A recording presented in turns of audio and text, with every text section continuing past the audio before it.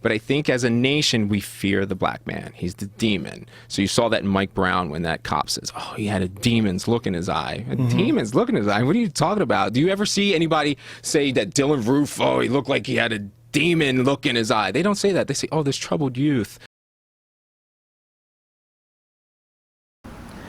Point 1. Even white murderers get a pass.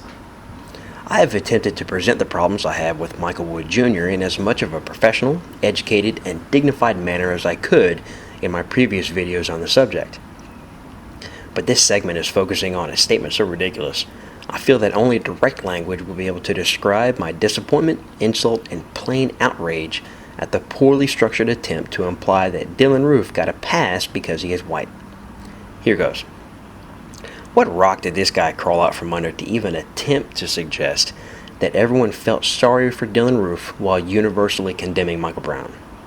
The people that supported Michael Brown looted and burned down a portion of their own city with help from paid professional protesters.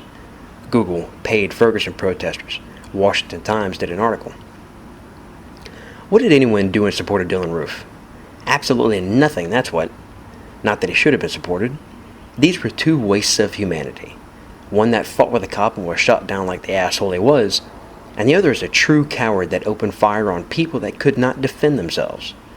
This YouTube channel was started to combat the blatant lies and self-serving half-truths perpetuated by Michael Wood Jr., as explained on the first video of this series, and this is the particular statement that really lit a fire under my ass to get this up and going.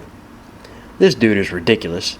His lies are obvious but enticing to people that already want to believe them, and it is people like him that are going to destroy this amazing country that I love with all my heart.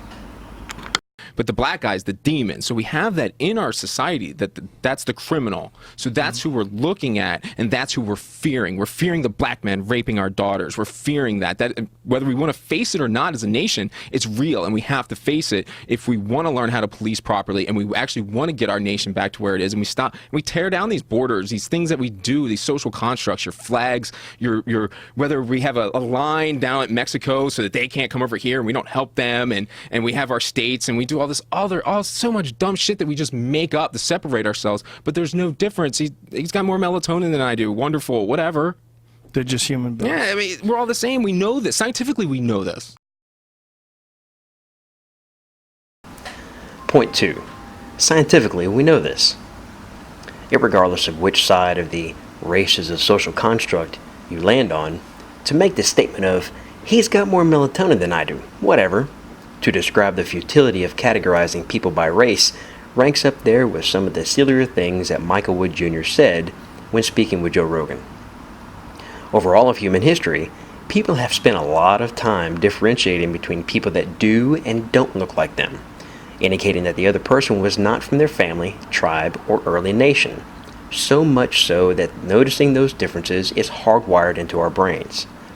To take a person that looks significantly different from you and automatically expect that person to be of the same culture as you is not only foolish, but potentially dangerous as well. So to reduce the differences between people to just a different amount of melanin, not melatonin, but I'm sure Mr. Wood just misspoke, present in their skin, is to take away the significance of their own culture as compared to yours.